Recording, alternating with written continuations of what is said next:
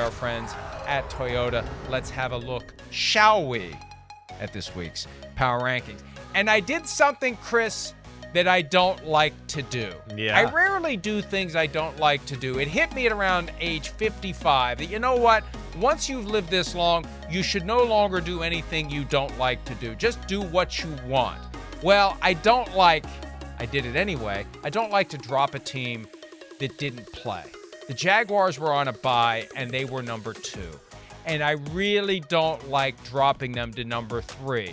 I could no longer justify, after what the Ravens did to the Seahawks, following what they did to the Lions 2 weeks earlier, 37-3, and prior to that, 38-6, I couldn't keep the Ravens below the Jaguars. I had to make them number 2 to the Eagles. Was I wrong to do that? No, I don't think you're wrong. I mean, I think if you look at the quality of play the last few weeks and what Baltimore's done, you could sit here and argue that they're maybe the best team in football with how well they've played. I'm with you. I would have kept Philadelphia number 1. I do think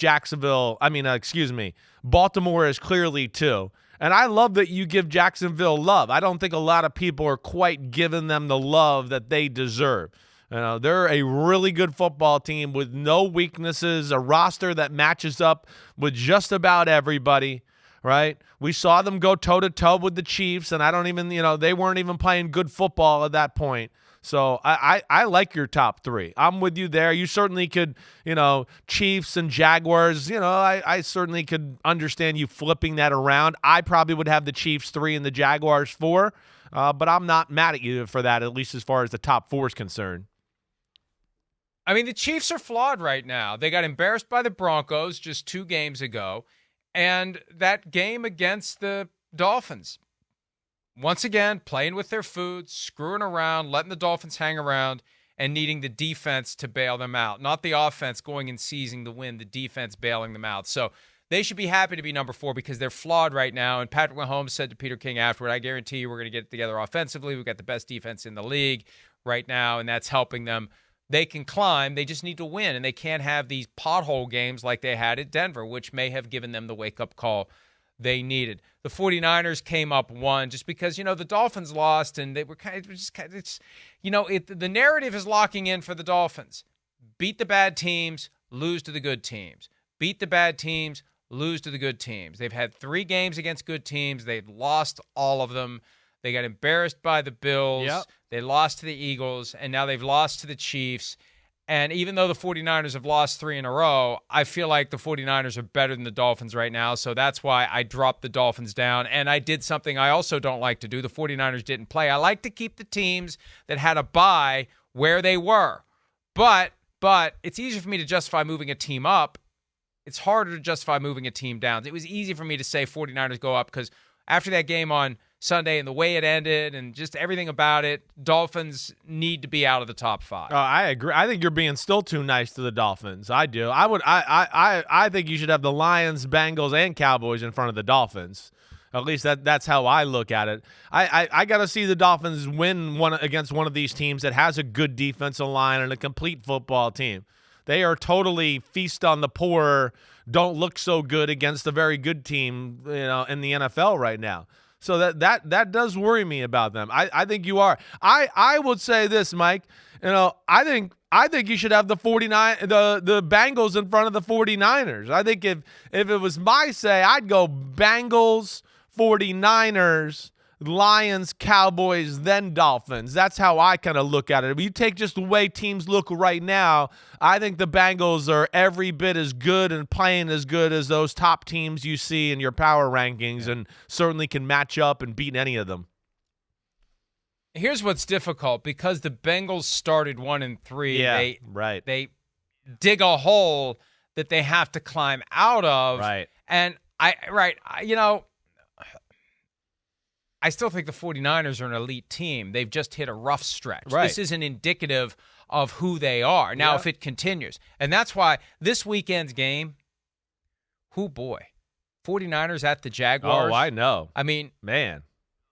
The Jaguars can really cement their credentials to be considered one of the top teams in the NFL if they beat a 49ers team that lost 3 in a row and had 2 weeks to get ready for this one. Right. The Jaguars also had 2 weeks to get ready.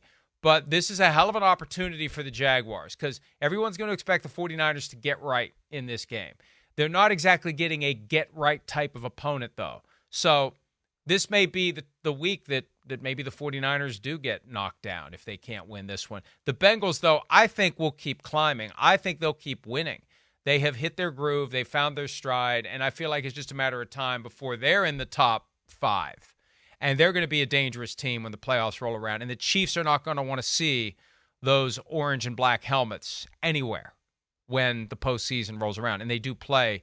Remember there was a time early in the year when we were thinking, oh, crap, that Christmas Eve, or no, it's New Year's Eve game. It's a New Year's Eve game between the Chiefs and the Bengals. Oh, that's not going to mean anything. Oh, boy, it's potentially going to mean a lot for both teams, the way things are going right now, and it could decide where a postseason rematch happens, whether it's in Cincinnati or Kansas City. Remember, Kansas City, under Patrick Mahomes, has never played a playoff game away from home. That is an amazing stat. 18, 19, 20, 21, 22, every playoff game they've played has been at home. One more question before we break. Yeah. Bills at 12. Bills at 12. Too high, too low, just right. No, I think you're just right. I think it's right in the general area. I would have them in front of the Steelers. I would. All right, but it's not like egregious where I look at it. I look at the Bills and go, I think that defense could slow down the Steelers. And, I know the Steelers defense is good, but it's not great. I think that's a defense that, Josh Allen and company can move the ball on. I'd have them in front of the Steelers. But I think you're in the general area there. I don't think you're wrong to have them right about that area. 10, 11, 12, 13. I think that's exactly where they are for me. I mean, there's a certain point where we just have to accept the fact that the Bills aren't an elite team this year. And the way they've played since winning 3 in a row, blowing out the Raiders, the Commanders, and the Dolphins, they lost something after that, and they can't find it. And remember, every game they play is in a high-profile slot from now until Week 17, so we get to continue to study them, to see what's wrong. We talked yesterday about the offense and the issues with Ken Dorsey, and they're not going to make any changes. What changes could you make during the season? I think it's setting up for changes being made after the season. And if Sean McDermott's lucky, it's only going to be new offensive coordinator, not new offensive coordinator and new head coach. Much is to be determined based upon the way the rest of the season goes. Did we put up the second half of the power rankings? Just because I got a complaint last week, we didn't show the second half. And I said to folks, you can see the full list at profootballtalk.com if we don't put it up. But there are the 16 teams that didn't make the main screen. These are the teams scrambling for relevance. The Saints leading the way at number 17 after winning 2 in a row and up 2 spots. And they go to Minnesota this weekend. 2 5-4 teams getting together. Chris, was I too harsh with the Jets to drop them from 7 spots from 12 to 19? I don't think you are. I look at the teams that are in front of the Jets and go, oh, there's no guarantee that, I don't look at any of the teams in front of them and go, oh, well, they would beat that team and they would beat that team. I mean, as we saw, the Jets, with a freaking miracle, a horseshoe up their ass, plus a shamrock up their ass, beat the Giants with Tommy DeVito. Oh, I mean, it took luck. Don't add any rockets. Don't add any rockets. So, I don't think that's I think that's fair to put them there. I do. It's the general range. I have no problem with where you put the Jets. And it really is weird to look at 31 and see Patriots. I still can't get used to that, but that is exactly where they belong. The highest they would be is 30 because the Panthers have 1 win. But the Patriots, just a pathetic display this season, and the winds of change blowing at gale force quality in New England. Hi, it's Mike Florio. Thanks for watching PFT on YouTube. Hit subscribe for the latest news and analysis from Pro Football Talk.